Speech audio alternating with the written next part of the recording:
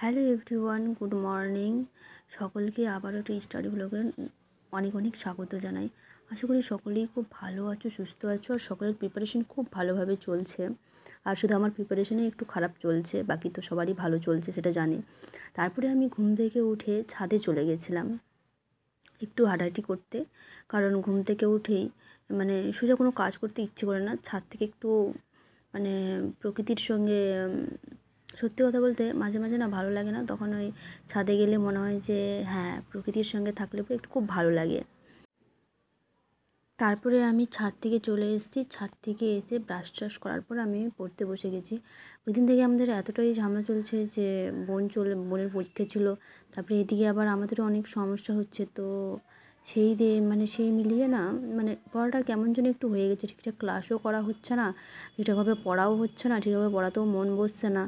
তো যদিও আগে থেকে মনটাকে ঠিক করার অনেকটা চেষ্টা চালিয়ে যাচ্ছি মনটাকে ঠিক করার। তো জানি না কি হবে, সেটা তো আমার হাতে নেই, কারণ ঠিক তো করতেই হবে কোনো মতো করে, কিন্তু জানি না কি হবে। সেটা না হয় কোনো একদিন তোমাদের সঙ্গে শেয়ার করব, কেন কী হয়েছে না হয়েছে সেগুলো পরে শেয়ার করে দেবো কোনো একদিন। যেদিন খুব খারাপ লাগবে সেদিনই শেয়ার করব। তারপরে আমি প্রথমেই আর কি লাইফ সায়েন্সটা এই কারণেই রাখি যে লাইফ সায়েন্সে 50 নাম্বার আছে। এবার এএনএম জিএনএমের পরীক্ষায় বলছি, লাইফ সায়েন্সে 50 নাম্বার আছে। এবার 50 নাম্বার মানে তো অনেক নাম্বার, তাই না? আর ফিজিক্যাল সায়েন্সে 25। তো এই মিলিয়ে লাইফ সায়েন্স ফিজিক্যাল সায়েন্সে 75 নাম্বার আছে। এবার 75 নাম্বার এখানেই যদি আমরা কোনো মতো করে 60ও যদি পাই তাহলেও তো অনেক নাম্বার, তাই না? তো তার জন্য আমি সবার প্রথমেই আর কি লাইফ সায়েন্সটাকেই রাখি। আর লাইফ সায়েন্সটাকে প্রথমে রাখার এটাই কারণ। তো ভাবছি যে এরপর থেকে ইংলিশটাকেও রাখতে হবে, কারণ ইংলিশে একটু পিছিয়ে যাচ্ছি। তো এভাবে করলে তো হবে না। আর জিএনএম যদি পাই তাহলে জিএনএমে পাওয়ার পরে তো আমাকে ইংলিশেই পড়তে হবে, তখন তো আর বাংলাতে থাকবে না, তখন আমাকে ইংলিশেই পড়তে হবে সব। তো এখন থেকে যদি স্যার প্র্যাকটিসটা যদি না রাখি তাহলে তো পরে গিয়ে হঠাৎ করে পারবো না। তো স্যার আমাদেরকে বলছিল যে তোমরা এখন থেকেই ইংলিশ পড়ার অভ্যেস করো, কারণ তোমাদের দিদিরা যারা পেয়েছে তাদের খুব একটু প্রবলেম হচ্ছে। তো তোমরাও চেষ্টা করো তোমরা এখন থেকে করার, তাহলে তোমাদের পরবর্তীকালে সুবিধে হবে। তো এটাই স্যার সত্যিই বলেছে যে এখন যদি আমরা ইংলিশটা ঠিকঠাকভাবে একটু করি, আর আমরা যেহেতু বাংলা মিডিয়ামের স্টুডেন্ট, তো আমাদের কাছে ইংলিশটা একটু কঠিন মনে হবে, এটা স্বাভাবিক। আর সত্যি কথা বলতে ইংলিশের মানে জানা থাকলে না ইংলিশগুলো সোজাই মনে হয়, কিন্তু আমরা ইংলিশে কঠিন বলে ভাবি বলেই কঠিন মনে হয়। সোজাভাবে সোজা যদি মনে করি তাহলে কোনোই কঠিন মনে হবে না, এই কঠিনভাবে নিলে যা হয় আর কি।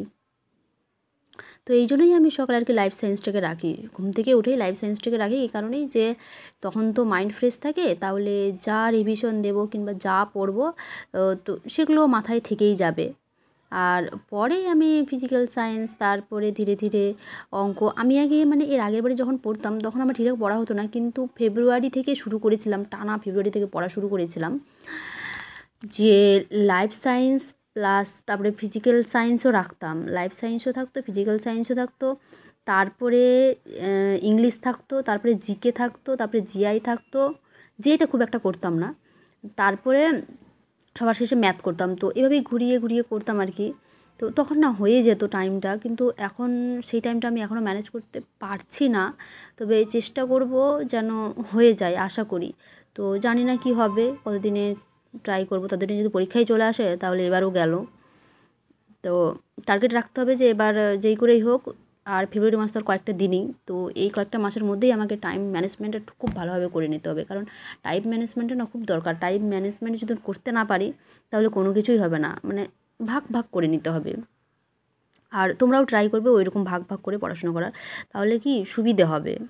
আর এই করতে করতে আমার কমপ্লিট হয়ে গেছে, দেখছি এখন বাজে 9টা বাজেনি, 9টার কাছাকাছি বেজে এসছে আর কি, 9:15 বাজে।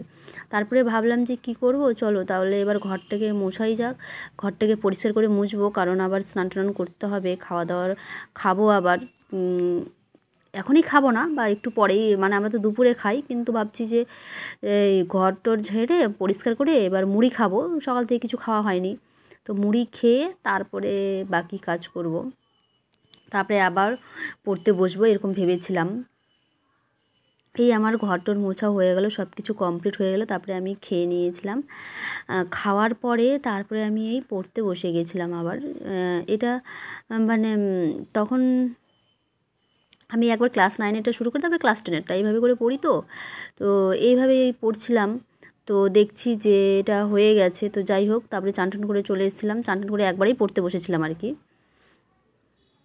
সকালবেলা যদি স্নান করা যায় না, তাহলে সত্যিই খুব ভালো হয়, কিন্তু আমি এখনও পারছি না। আগে আমি সকালেই স্নান করে নিতাম, তো ট্রাই করছি আর কদিন পর থেকে আমি সকালেই স্নান করতে শুরু করব। কারণ একবারে স্নান করে একবার ফ্রেশ হয়ে খাবার টাবার খেয়ে তারপরে একবারেই পড়তে বসবো, এরকম ভাবছি। তো এখনও শুরু করিনি, করব ভাবছি, আর কয়েকদিনের মধ্যেই শুরু করে দেবো।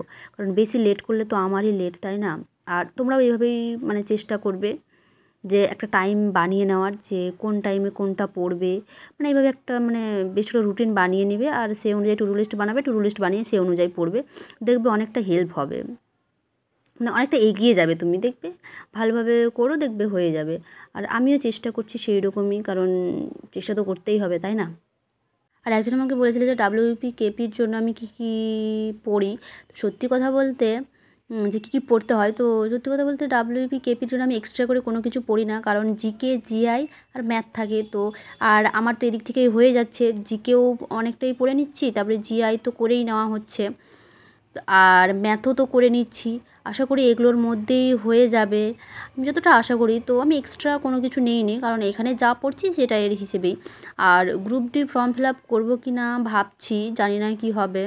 কারণ ভাবছি যে গ্রুপ ডি তো একটু মনে হয় হাই লেভেলের কোশ্চেন আসতে পারে সম্ভবত, আমার সেরকমটা জানা নেই, কারণ গ্রুপ ডি সম্পর্কে এখনও আমি মানে অতটাও জানিনি।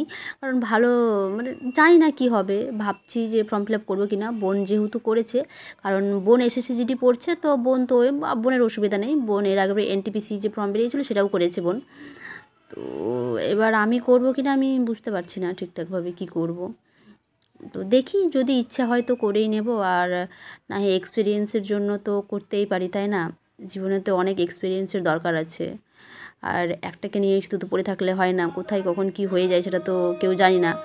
আর গ্রুপ মানে গ্রুপ ডির একটা যে ফর্ম ফিল আপে যে টাকাটা লাগে সেটা তো ব্যাঙ্ক অ্যাকাউন্টও দিতে হয়। তো যখন মানে পরীক্ষা দিতে মানে যাবে, তখন মানে সেই টাকাটা, যেই টাকাটা লাগে সেই টাকাটা মনে হয় ব্যাক দিয়ে দেয়, কিছু টাকা কেটে না পুরোটাই দিয়ে দেয়, সেটা আমার ঠিক জানা নেই। তো সম্ভবত এরকমই কিছু একটা হবে, যে টাকাটা ব্যাক দিয়ে দেয় বলে। তারপরে আবার সেই রাত্রিবেলা হয়ে গেছে, আর কি করা যায়। তারপরে আমি ভৌতবিজ্ঞান নিয়ে বসেছিলাম, আর কখন গল্প করতে করতে কোন টাইম চলে যাচ্ছে না সত্যিই বোঝা মুশকিল।